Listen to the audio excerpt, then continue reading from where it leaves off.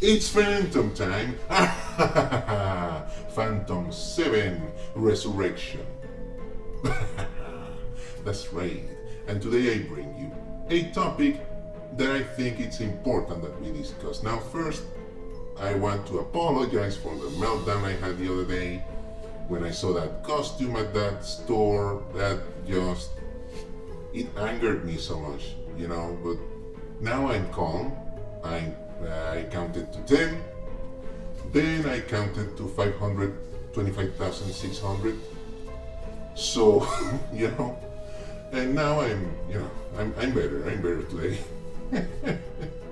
Oh boy, that was rough. I'm not gonna lie. So, you know what? That's it. Bridge under the water. And now I bring you the topic at hand. I was thinking, this is the spooky season, the season of horror.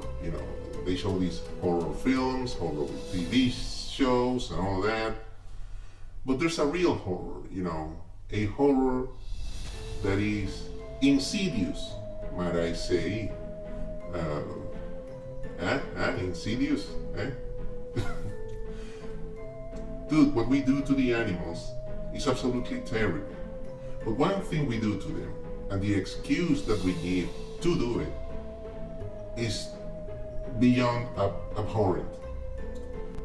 We put these animals in certain spaces, confined spaces, and charge people to see them and stuff like that. For example, like a zoo or some other animal exhibit. I was thinking, it's terrible. Now, some people might say, "Yeah, but that zoo, it's like there's no cages. The animal is like in an environment that looks exactly like what they would be, like their home or whatever, their habitat." And I'm like, you think animals are dumb? Because they're not. They know they're not home. They know that's not their habitat. They know this is just some fake out.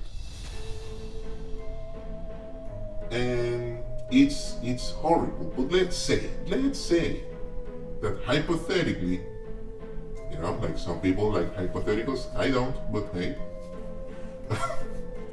But hypothetically, let's say that these animals, they think, like the polar bears, they think they're in the North Pole, and all the other animals think they're in whatever their habitat is. And let's say that they're content or happy or whatever, if there's such a thing as a happy confined animal in a prison. But let's say, they don't belong to you, right? They're your slave. You're charging money for people to go see these animals in a place that isn't their own, and they're just a slave, and they don't even know it. They don't know that they're working, basically.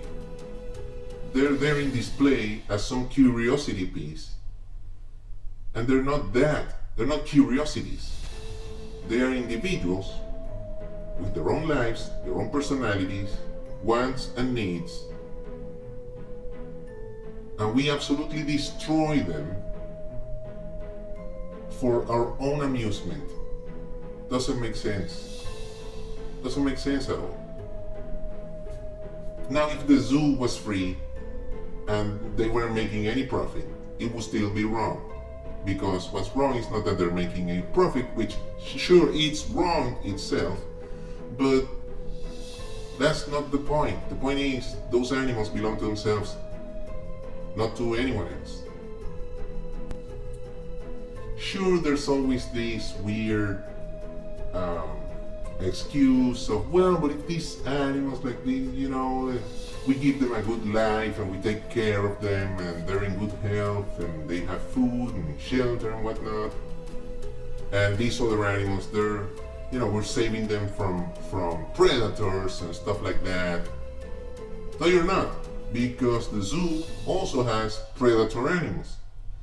And what do you feed these predator animals? the flesh of the prey animals that they would have hunted anyway in the wild. So you're not saving anyone. And you're not fooling anyone either. You know, it's terrible. And then there's the other thing. Some animals are born in the zoo, right? In captivity. So the other excuse is, well, this animal is not wild. They don't know how to live their natural life. So now we're taking care of them because if we release them, they're gonna die out there. First of all, you don't even know that. You don't know if they could adapt to an external environment. Maybe they have the capacity to do so. But you, in your human supremacy nonsense, think that they depend solely on you. Solely? I don't know how to speak.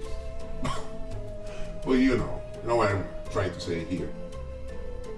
We make them dependent on us, which is perverse. So then we make the excuse that, oh no, it's that they cannot survive on their own.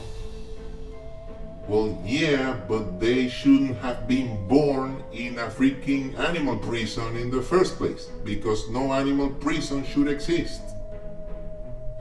And before any of the certain group of vegans out there start criticizing this video because I'm talking about zoos, no, not Zeus, the Greek god, but the zoo, you know.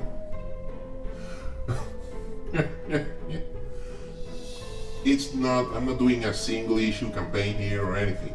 I'm just trying to speak of an aspect of human supremacy and animal exploitation that often gets overlooked because most of the time the conversation is around the food and food options and food items and diets and healthy and not healthy and ultra processed and whole foods and studies and this and that.